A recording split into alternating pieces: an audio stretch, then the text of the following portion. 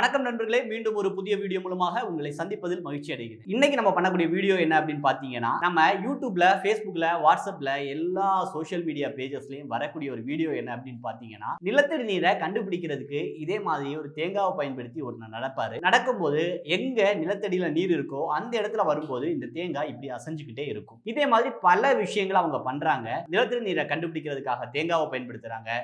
கையில சொம்ப வச்சு பார்க்குறாங்க, காந்தத்தை வச்சு பார்க்குறாங்க. அதே மாதிரி எல் ஷேப்ல இருக்கக்கூடிய ராட பயன்படுத்துறாங்க. ஒய் ஷேப்ல இருக்கக்கூடிய கம்ப பயன்படுத்துறாங்க. இப்படி பல விஷயங்கள பயன்படுத்தக்கூடிய வீடியோஸ் வந்து யூடியூப்ல கிடைக்குது. இது ஏதோ யூடியூப்ல கிடைக்கிற விஷயம் மட்டும் இல்ல. நம்ம ஊர்லயும் நிலத்தடி நீரை கண்டுபிடிக்கிறதுக்கு இப்படிப்பட்ட விஷயங்களை தான் பயன்படுத்துறாங்க.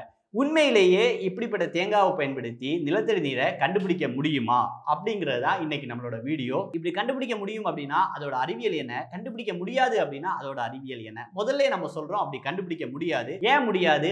ஆனா அவங்க கையில இருக்கக்கூடிய அந்த தேங்காய் எப்படி அசையுது, அல்லனா கையில இருக்கக்கூடிய குடம் எப்படி அசையுது அப்படிங்கறத விளக்கக்கூடியது தான் இன்னைக்கு நம்மளோட வீடியோ. நம்மளோட யூடியூப் சேனலை நீங்க முதலா பார்க்கறதா இருந்தா எங்களோட சேனலை சப்ஸ்கிரைப் பண்ணுங்க, வீடியோஸை லைக் பண்ணுங்க, கமெண்ட் பண்ணுங்க, உங்க ஃப்ரெண்ட்ஸுக்கு அறிமுகப்படுத்துங்க. இதே மாதிரி ஏதாவது விஷயத்தோட அறிவியல் உங்களுக்கு தெரியணும் அப்படின்னா அதையும் எங்களோட கமெண்ட் பாக்ஸ்ல போடுங்க. அது சார்ந்த வீடியோக்கள் செய்யறதுக்கு நம்ம தயாரா இருக்கோம். வாங்க இன்னைக்கு இந்த தேங்காவை பயன்படுத்தி எப்படி நிலத்தடி நீரை கண்டுபிடிக்கிறாங்க அப்படிங்கிற விளக்கத்தை பார்க்கலாம். இந்த தேங்காவை பயன்படுத்தி இல்லைன்னா குச்சியை பயன்படுத்தி இப்படிப்பட்ட ஏதாவது ஒரு விஷயத்தை பயன்படுத்தி நிலத்தடியில நீர் இருக்கா இல்லையா அப்படின்னு சொல்றவங்கள நம்ம டவுசர்ஸ் அப்படின்னு சொல்றோம். உண்மையிலேயே இதை பயன்படுத்தி நிலத்தடி நீர் இருக்கா இல்லையா அப்படின்னு கண்டுபிடிக்க முடியுமான்னு நீங்க கேட்டீங்க அப்படின்னா 100% அதுக்கு வாய்ப்பே இல்லை அப்படிங்கிறது தான் உண்மை. ஓகே, இப்போ நீங்க கொஞ்சம் வீடியோஸ் பார்த்துருக்கீங்க. அந்த வீடியோல பார்த்த விஷயம் எப்படி செய்யறாங்க அப்படிங்கிறது தான் நம்ம பார்க்க போறோம். முதல்லயே நான் இது வந்து சாத்தியம் இல்லை அப்படின்னு சொல்லிட்டேன். ஆனா அந்த வீடியோ பார்த்த பிறகு உங்களுக்கு ஒரு சந்தேகம் வரலாம், எப்படி நீர் இருக்கக்கூடிய இடம் வரும்போது கையில இருக்கக்கூடிய தேங்காய் வந்து அசையுது அப்படின்னு. இதை தான் நம்ம விளக்க போறோம். முதல்ல இந்த தேங்காய் எப்படி அசையுதுங்கிறத பார்க்கலாம். நம்மளோட கையில மசில்ஸ் இருக்கும்.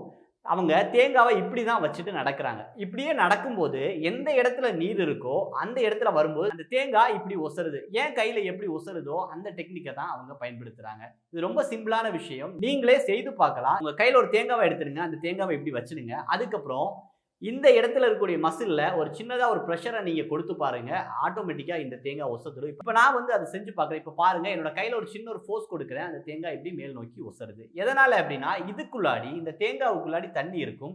அந்த தண்ணி அசையும் போது ஆட்டோமேட்டிக்கா அதோட பேலன்சிங் பொசிஷன் வந்து மாறுது. இல்லைன்னா சென்டர் ஆஃப் கிராவிட்டி உள்ளிட்ட விஷயங்கள் மாறுறதுனால ஆட்டோமேட்டிக்கா தேங்காய் மேல் நோக்கி ஒசருது. இப்போ பாருங்க, என்னோட கையில இருக்கக்கூடிய தேங்காய் மீண்டும் உங்களுக்காக செய்து காட்டுறேன். இப்போ இப்படி வந்து நான் கொண்டு நடக்கிறேன். இப்படியே தேங்காயில கீழே தண்ணி இருக்கான்னு சோதிச்சு பார்க்குற மாதிரி காட்டிக்கிறேன். எல்லாம் நடிக்கிறது தான். இப்போ எனக்கு எந்த இடத்துல தண்ணி இருக்கு, எனக்கு எந்த இடத்துல தண்ணி இருக்குன்னு சொல்லணும்னு நான் விரும்புகிறேனோ அந்த இடத்துல வரும்போது சின்னதாக ஒரு ப்ரெஷரை கையில் கொடுக்குறேன். அப்போ தேங்காய் ஒசதுது. இதை வேணும்னா கொஞ்சம் கூட இது பண்ணுறதுக்கு இப்படி அசைகிறது மாதிரியே காட்டிக்கலாம். அப்போ அசையும் போது அவங்க என்ன சொல்லுவாங்கன்னா அங்கே அதிகமான தண்ணி இருக்கு அப்படின்னு சொல்லுவாங்க. உண்மையிலே அப்படி கிடையாது.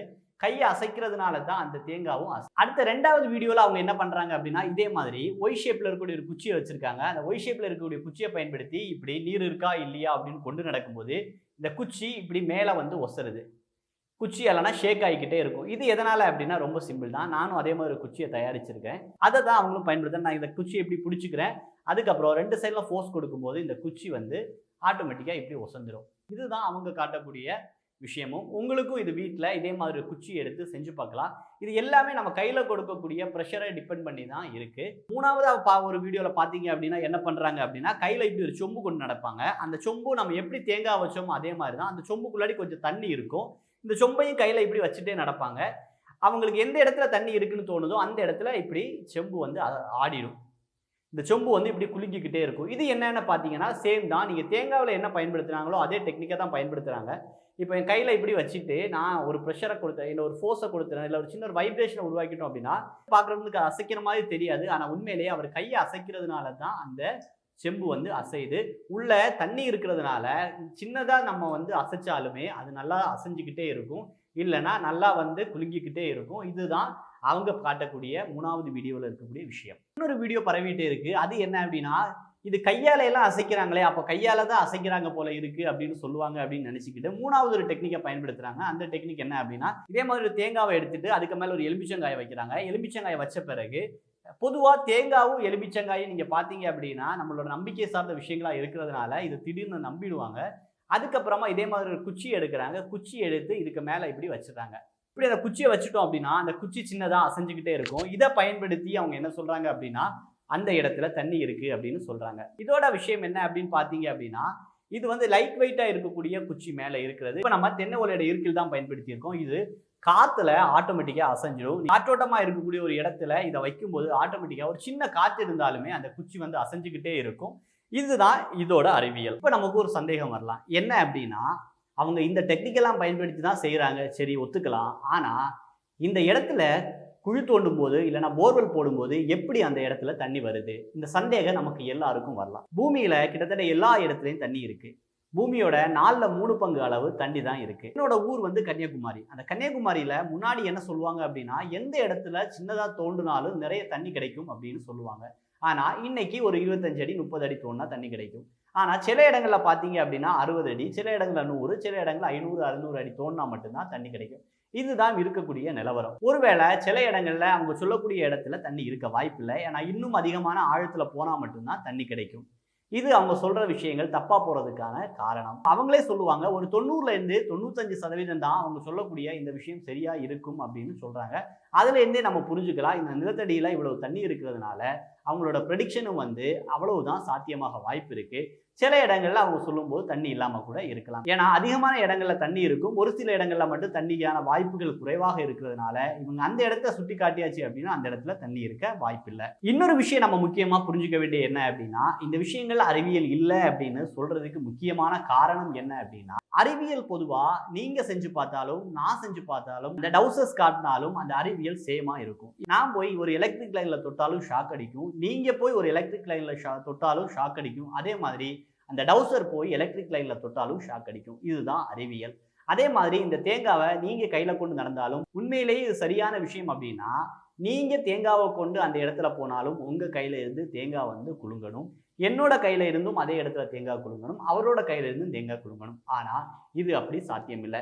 இதை அவங்கள்ட்ட கேட்கும்போது அவங்க பல விளக்கங்கள் கொடுப்பாங்க. ஒண்ணு, நாம பரம்பரையா இந்த விஷயத்த செஞ்சு வரதுனால எங்களுக்கு இதோட டெக்னிக் தெரியும் அப்படின்னு. அதுக்கான எந்த வாய்ப்பும் இல்லை. அவங்க இந்த டெக்னிக்கை தான் இந்த ஏமாத்தக்கூடிய இந்த டெக்னிக்கை பயன்படுத்தி தான் அதை காட்டுறாங்க. சிலவங்க என்ன சொல்லுவாங்க அப்படின்னா இது அவங்களோட பாடியில இருக்கக்கூடிய பிளட் தான் இதுக்கு காரணம் அப்படின்னு சொல்லுவாங்க. பல ஆய்வுகள் இது சார்ந்து இந்த ரத்தம் சார்ந்து தண்ணியை கண்டுபிடிக்க முடியுமா அப்படின்னு பல ஆய்வுகள் விஞ்ஞானிகள் செய்திருக்காங்க. அப்பவும் அதுக்கான எந்த ஆதாரங்களும் ப்ரூஃபும் நம்மகிட்ட கிடையாது. அதனால அதுவும் வாய்ப்பு கிடையாது. சரி, இதை நம்ம சோதிச்சு பார்க்க முடியுமா? நம்ம ஊர்ல சோதிச்சு பார்க்க முடியும்னா ரொம்ப சிம்பிளான ஒரு விஷயம் தான். நீங்க ஒரு டவுசிங் பண்ணக்கூடிய ஒரு நபரை கூப்பிட்டுட்டு முதல்ல அவர்கிட்ட ஒரு 5 பக்கெட் வைங்க. 5 பக்கெட்ல ஏதாவது ஒரு பக்கெட்ல மட்டும் தண்ணி வைங்க. ஆனா வைக்கக்கூடிய தண்ணி வெளியே தெரியக்கூடாது. அவர்கிட்ட எந்த பக்கெட்ல தண்ணி இருக்குன்னு கரெக்டா கண்டுபிடிங்க. இந்த டெக்னிக்கை பயன்படுத்தி இந்த தேங்காவையோ இல்லைன்னா இந்த கம்பையோ எதை வேணாலும் நீங்க பயன்படுத்தி எந்த பக்கெட்ல தண்ணி இருக்கு அப்படின்னு கண்டுபிடிச்சு கொடுங்க அப்படின்னு சொன்னாலே ஒரே ஒரு கண்டிஷன், வெளியே பக்கெட்ல தண்ணி இருக்குன்னு வெளியே தெரியக்கூடாது. கண்டுபிடிக்க முடியுமா அப்படின்னு நீங்க சோதிச்சு பார்க்கலாம். கண்டிப்பா அவங்களால கண்டுபிடிக்க முடியாது. இன்னொரு விஷயம் என்ன அப்படின்னா நீங்க ஏதோ இந்தியாவில் மட்டும்தான் தேங்காய் வச்சு இப்படி தண்ணி கண்டுபிடிக்கிறாங்க அப்படின்னு நினைக்க வேண்டாம்.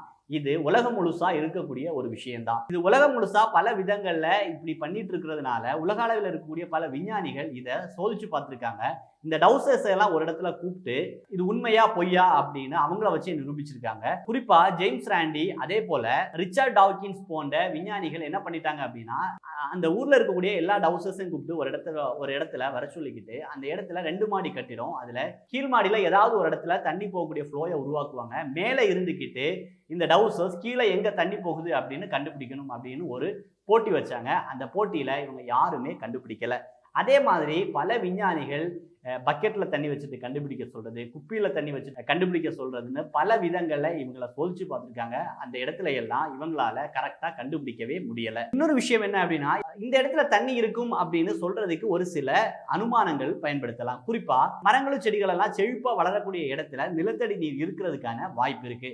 இதை பயன்படுத்தி நமக்கு வந்து அந்த இடத்துல தண்ணி இருக்கு அப்படின்னு சொல்ல வாய்ப்பு இருக்கு. இந்த டெக்னிக்கை சில டவுசர்ஸ் பயன்படுத்துறாங்க.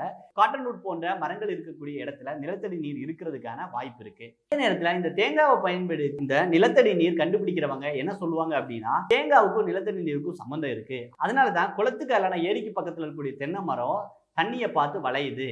இது தேங்காய் தான் இதுக்கு காரணம் அப்படின்னு சொல்லுவாங்க.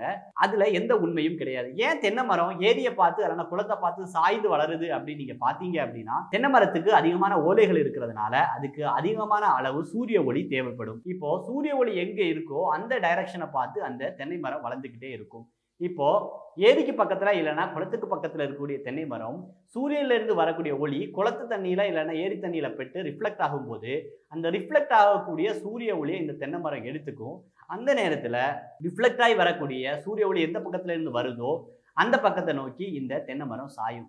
இதனால தான் தென்னை மரம் ஏரியை பார்த்து அல்லனா குளத்தை பார்த்து சாய்ந்து வளர்றது. இதுதான் இதோட அறிவியல். இப்போ உங்களுக்கு இன்னொரு கேள்வி வரலாம், எப்படி அப்போ உண்மையிலேயே அறிவியல் பூர்வமா நிலத்தடி நீர் இருக்கா இல்லையா அப்படின்னு கண்டுபிடிக்கிறது அப்படிங்கிற ஒரு கேள்வி வரலாம். அது ரொம்ப சிம்பிளான விஷயம் தான். ஹைட்ரோலஜிஸ்ட் அப்படிங்கிற நபர்களை நீங்க போய் பார்த்தீங்க அப்படின்னா அவங்க நம்ம ஊர்ல நிலத்தடியில எந்த இடத்துல நீர் இருக்கு, எந்த இடத்துல பாறை இருக்கு, அங்க இருக்கக்கூடிய மண்ணோட தன்மை என்ன போன்ற பல்வேறு விஷயங்களை நமக்கு அவங்க அறிவியல் பூர்வமாக பல கருவிகளை பயன்படுத்தி சோதிச்சு பார்த்து உங்களுக்கு சொல்லுவாங்க. அவங்கள நீங்க பயன்படுத்தினா உங்க நிலத்துல எங்க நீர் இருக்கு அப்படிங்கிறத உங்களுக்கு புரிஞ்சுக்கலாம். அதே மாதிரி அக்ரிகல்ச்சர் டிபார்ட்மெண்ட்டும் கிரவுண்ட் வாட்டர் ரிசர்ச் டிபார்ட்மெண்ட்டும் இதை நம்ம ஊர்ல இருக்கு. அவங்கள போய் நம்ம நாடுனாலும் அவங்களுக்கும் கரெக்டா நம்ம நிலத்தடியில நீர் இருக்கா இல்லையா போன்ற விஷயங்களை சொல்ல முடியும். இதுதான் இன்னைக்கு நம்மளோட வீடியோ. இதே போன்ற உங்களுக்கு அறிவியல் விஷயங்கள் தெரியணும் அப்படின்னு விரும்பக்கூடிய ஏதாவது விஷயம் இருந்துன்னா அதை எங்களோட கமெண்ட் பாக்ஸ்ல போடுங்க. எங்களோட சேனலை சப்ஸ்கிரைப் பண்ணுங்க. மீண்டும் புதிய இன்ட்ரெஸ்டிங்கான வீடியோ மூலமாக உங்களை சந்திக்கிறோம். நன்றி.